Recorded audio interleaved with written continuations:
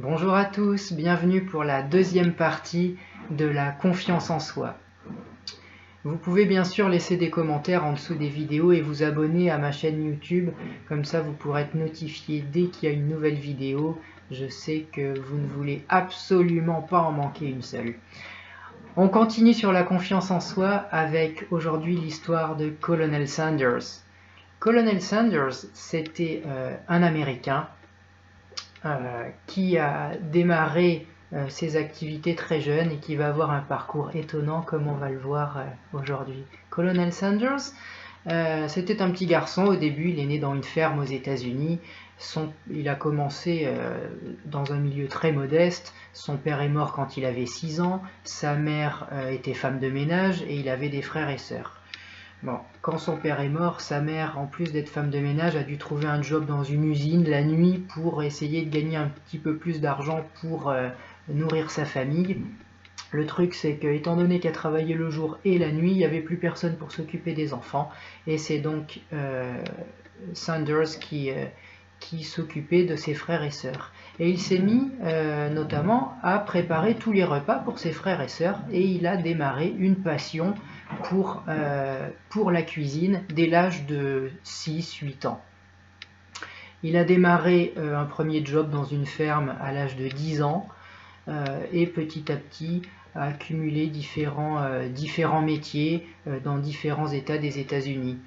Il a déménagé dans différents États, il a été conducteur de tramway, vendeur d'assurance, travaillé dans l'administration, travaillé dans des restaurants, enfin différents jobs, jusqu'au jour où il a démarré, ouvert une station d'essence, une station-service qui faisait restaurant également, station-service et restaurant, et dans ce restaurant, il cuisinait sa fameuse recette de poulet aux 11 épices qui est devenue célèbre dans tous les États-Unis.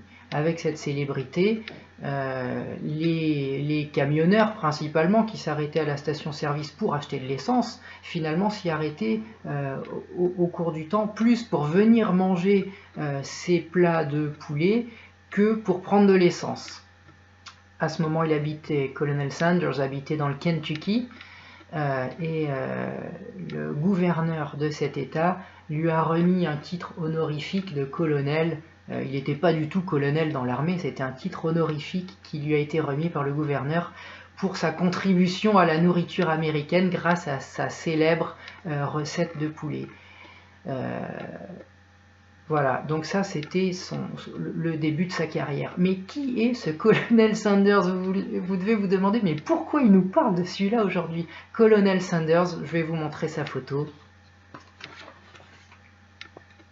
Mais oui, vous l'avez reconnu, tout le monde le connaît, Colonel Sanders, c'est lui qui a créé KFC, Kentucky Fried Chicken, qui est maintenant présent dans le monde entier. Il y a des restaurants partout de fast-food avec sa recette de poulet. Bon, la recette a dévié de sa recette originelle, mais bon, c'était pour vous raconter l'histoire de Colonel Sanders.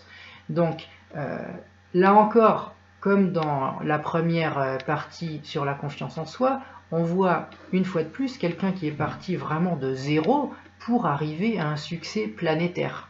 D'accord? Donc la confiance en soi, c'est vraiment quelque chose d'important et ces exemples, ça peut vous aider à vous sentir mieux, à vous inspirer dans les moments les plus délicats. Okay.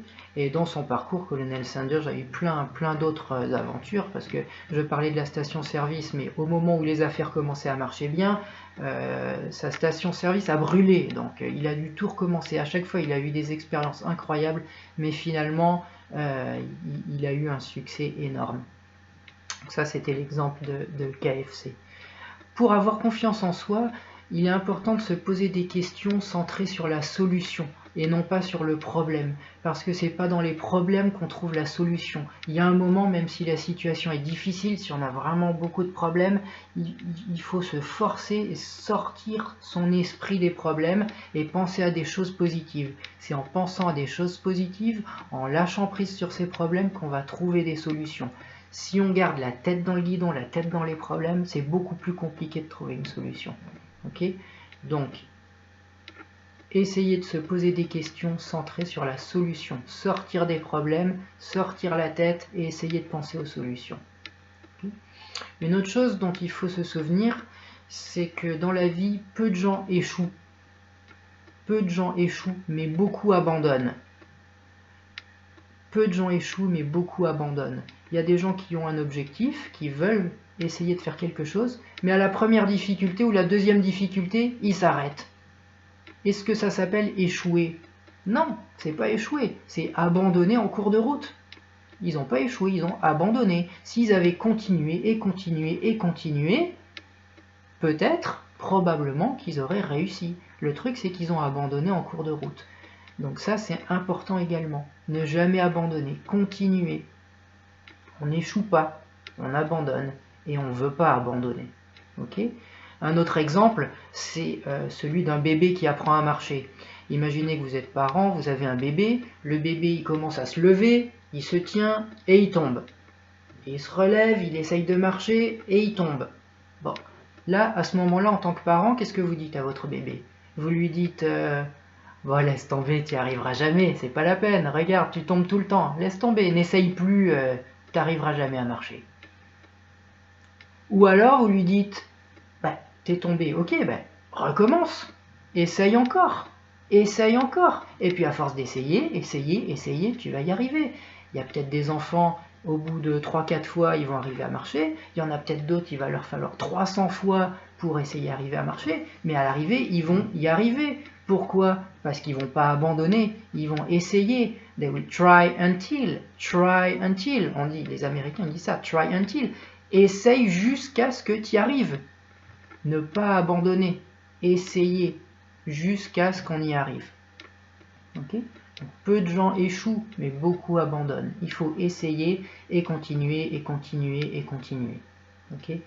Également, ce qui aide pour la confiance en soi, c'est de se préparer, la préparation, planifier les choses. Ça, on l'avait vu dans une vidéo précédente sur l'organisation, vous pourrez la revoir, il y a pas mal de conseils sur ce sujet. Préparer et planifier. Plus on est organisé, plus on aura confiance en soi le jour J. Si on arrive à un événement important sans être préparé du tout, bah là, la confiance en soi, ça va être difficile de l'avoir. Mais si on est bien préparé, on aura plus confiance en soi. Également, une chose intéressante à faire, c'est de se créer des mantras, des affirmations positives qu'on peut se répéter ou s'écrire dans un cahier et se les redire. Okay? Des affirmations positives pour atteindre son objectif et pour avoir confiance en soi. Voilà. J'espère que cette vidéo vous a plu. N'hésitez pas à mettre des commentaires, à vous abonner à ma chaîne YouTube. Et à bientôt pour la 3e partie de la confiance en soi. D'ici là, n'oubliez pas, se sentir bien, ça s'apprend.